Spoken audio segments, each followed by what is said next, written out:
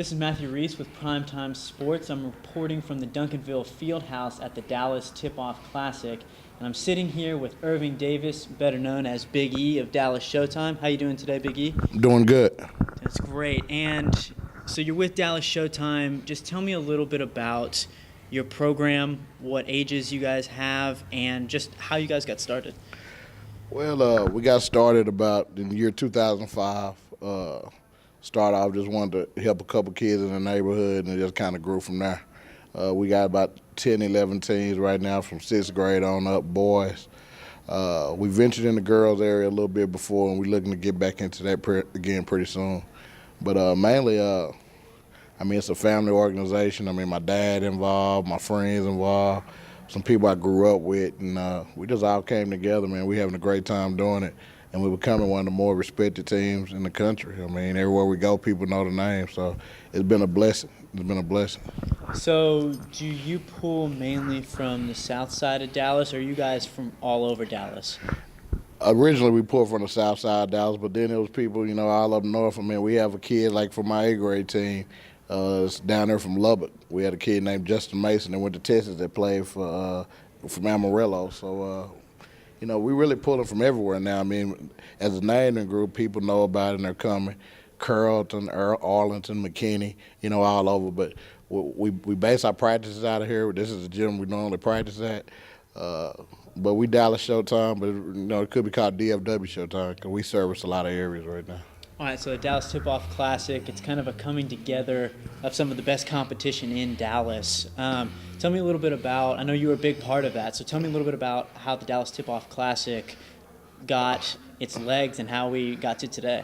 Well, it kind of came together with me and Stacy and Tony Johnson kind of sitting around just saying, what can we do to kind of bring a bridge to bring Dallas basketball together? We go everywhere, go play at everybody events, and at the end of the day, we usually the team that's in the Final Four or whatever the deal is.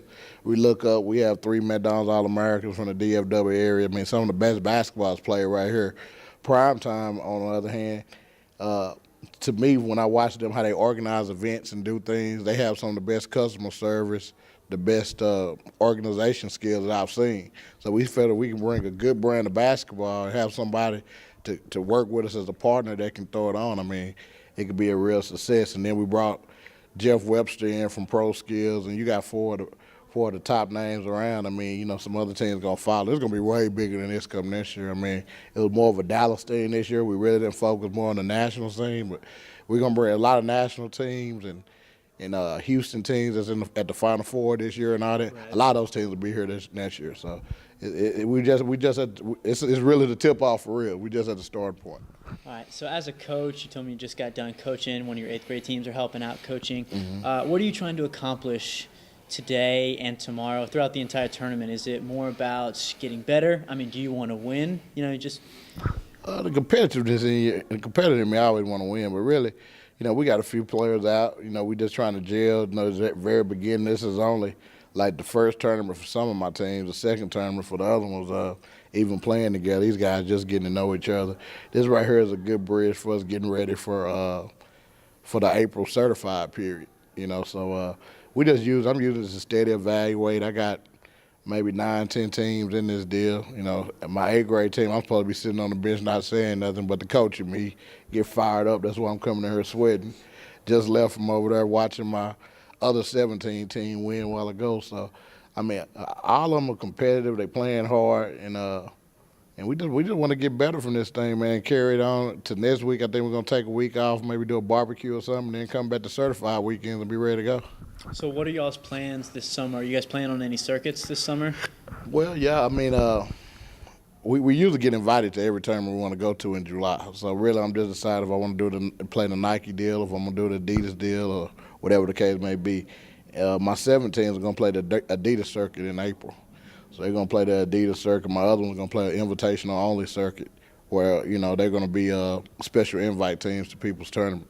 So we just trying to service the needs of as many kids as we can. Hate turning kids away.